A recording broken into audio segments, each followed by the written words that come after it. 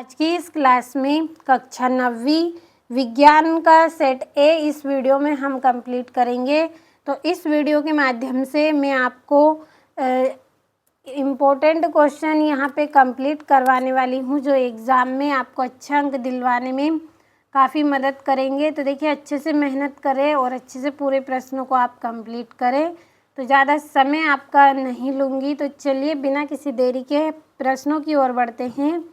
तो पहले प्रश्न में सही विकल्प आपको करना है। तो पहला है, पदार्थ की कितनी अवस्थाएं होती हैं? तो पदार्थ की 3 अवस्थाएं होती है। और दूसरा है, जिस न्यूनतम ताप पर पिघलकर द्रव बन जाता है वहाँ इसका क्या कहलाता है? तो क्या कहलाएगा? इसका गलनांक कहलाएगा। तीसरा है, पदार्थ की ठोस अवस्था में कणों के मध्य न्यूनतम रिक्त स्थान होता है। तो इसका आंसर रहेगा आपका ठोस। चौथा है, सर्वाधिक विसरण गुण वाला पदार्थ है। तो इसका आंसर आएगा आपका गैस। तो यहाँ पे हम गैस भर लेंगे।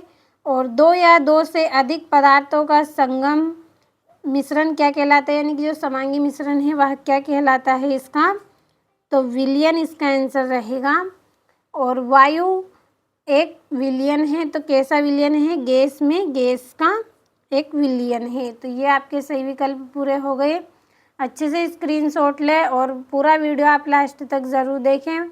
इम्पोर्टेंट क्वेश्चन मैं आपको यहाँ पे बता रही हूँ, तो आपको पूरे प्रश्नों को अच्छे से कंप्लीट करना है।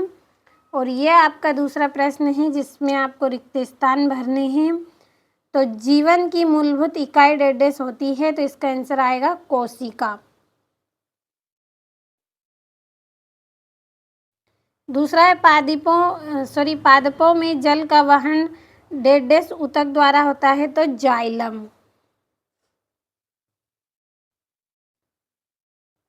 तीसरा है, समसूत्री विभाजन डेढ़ कोशिकाओं में होता है। तो पैतृक कोशिकाओं में होता है। चौथा है, पौधों की पत्तियों में पाए जाने वाले छिद्र जिनसे गैसों का आदान प्रदान होता है तो डेढ़ कहलाते हैं। तो क्या कहलाते हैं वो? रंध्र कहलाते हैं। अगला है आपका, अनैच्छिक पेशियों को डेढ़ भी कहते हैं तो आरेखित पेशी भी कहते हैं। तो यहाँ पे हम आरेखित भर लेंगे। तो देखिए, यहाँ पे आरेखित लिखा है, मैंने पेशी इसमें पहले से ही लिखा है। अगर नहीं लिखा हो तब आपको आरेखित पेशी भरना है। और एक ही प्रकार की कोशिकाओं का समूह जो संरचना व कार्य में समान हो डेढ़ कहलाता है। तो ऊतक कहा जाता है। तो यहाँ से कंप्लीट कर ले आप इनको। और तीसरा प्रश्न है आपका, एक वाक्य में उत्तर। तो चलिए इनको भी पढ़ लेते हैं। तो पहला है, दाब का मात्रक क्या है? तो दाब का मात्रक क्या होता है? पास्कल।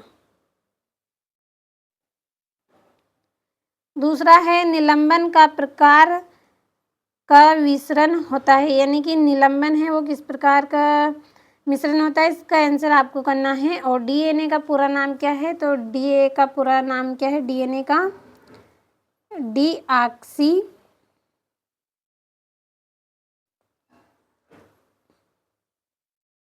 डीऑक्सी राइबो न्यूक्लिक अम्ल।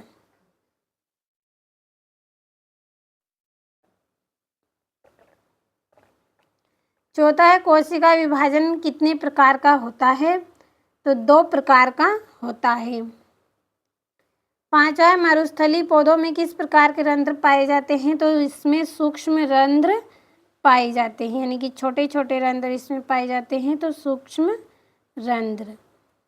एक गाड़ी का ओडोमीटर किसका मापन करता है? तो गति और किलोमीटर घंटा का मापन करता है। तो इसका आंसर हम यहाँ पे भर लेंगे, गति का और किलोमीटर घंटा का मापन करता है। तो अच्छे से कंप्लीट कर लें। और चौथा प्रश्न है जिसमें सही जोड़ी आपको बनानी है।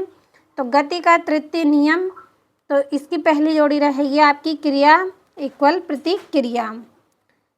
दूसरी जोड़ी है चाल, तो चाल का रहेगा आपका दूरी बटा समय। तीसरा है त्वरण, तो त्वरण की जोड़ी रहेगी आपकी वेग में परिवर्तन और लिया गया समय। तो ये आपकी तीसरी जोड़ी। चौथी है आपकी गुरुत्वीय त्वरण, तो इसकी जोड़ी रहेगी आपकी स्वतंत्र रूप से गिरती वस्तु। पांचवी है जड़त्व, तो जड़त्व की जोड़ी रहेगी आपकी गति का प्रथम नियम। तो यहाँ पे हम भर लेंगे पांचवी जोड़ी में गति का प्रथम नियम। और गति का द्वितीय नियम, तो इसकी जोड़ी रहेगी आपकी F = ma। तो ये आपकी जोड़ी हो गई, अच्छे से कंप्लीट कर ले। अब चलिए हमारे अगले प्रश्न को हम पढ़ लेते हैं। तो ये आपका पांचवा प्रश्न है जिसमें सत्य असत्य, तो इनके आंसरों को आप भर ले अच्छे से। और छठा प्रश्न है LPG व CNG का पूरा नाम लिखिए। और इत्र की गंध बहुत दूर बैठे हुए व्यक्ति को भी क्यों पहुंच जाती है, मतलब बहुत दूर बैठे हुए व्यक्तियों के पास इत्र की जो सुगंध होती है वो कैसे पहुंच जाती है। और मिश्र धातु किसे कहते हैं, किसी एक मिश्र धातु का नाम लिखिए। टिंडल प्रभाव क्या है। 10वां है अमीबा अपना भोजन कैसे प्राप्त करता है। और कोशिका में पाए जाने वाले 2 अंगकों के नाम एवं उनके कार्य आपको बताने हैं। और 12वें प्रश्न में वाष्पोत्सर्जन किसे कहते हैं। और अगला है रक्त के 2 कार्य लिखिए। और स्नायु व कंडरा में 2 अंतर बताने हैं। चाल एवं वेग में 2 अंतर आपको लिखने हैं।